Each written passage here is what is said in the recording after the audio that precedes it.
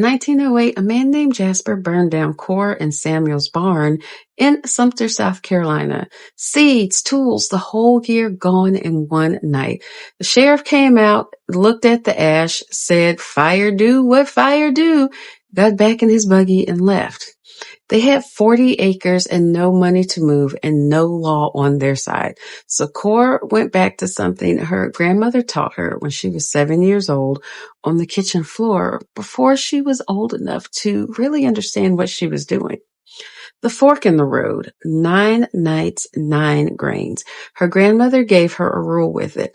Don't go down to that fork unless you're willing to come home minus something. She would never say what she'd be losing. So Cora decided to go anyway. Now, here's how she did it.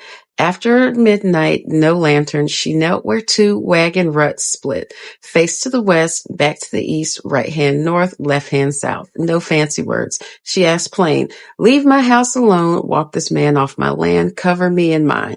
Then she pitched up 9 grains and some clay, counted them, put them in a white handkerchief, tied a knot on them. 9 nights doing this. Same turn, the same count, the same words. By the 3rd night, the whippoorwills basically quit making noise by the time she reached the road.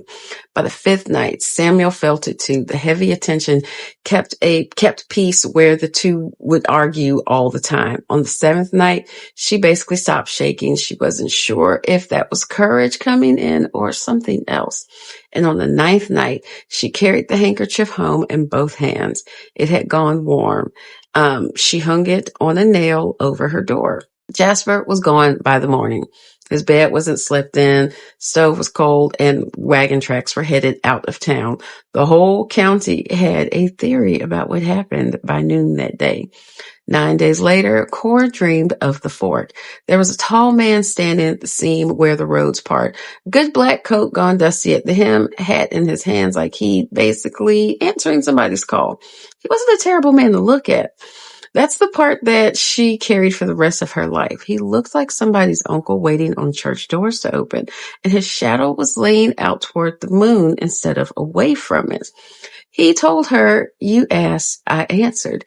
You were raised right, so you know a thing about what gets asked for and what gets paid for.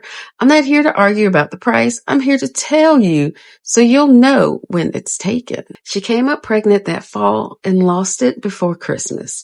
She carried again in the spring, far enough along that her husband Samuel started cutting pine for the cradle, but they lost that one too. There would not be a third. They took that small handkerchief down to the dark of the moon and buried it out in between the pines, very deep. The house went quiet after that. She had to know that she was burying a debt that will never unpay itself. Nothing grew in the spot where they buried the handkerchief, and everything around it just seemed to stop. Somebody even eventually put up a fence. 40 years later, a young couple came up their path asking about a man who wouldn't leave them alone, because word travels about who to ask when you're having a hard time. And Cora told them the truth. There are ways that only cost you sweat, and I will sit you down and go through every one of them first. The other kind works. It doesn't send you a bill, though. It reaches in and takes whatever it likes. Now, 9 Nights is a story from my upcoming collection in the book called Gone Hagging. There will be a longer version where the story doesn't actually get any easier. But if your people pass down a rule about the crossroads, put it in the comments below. I'd love to know what they told you.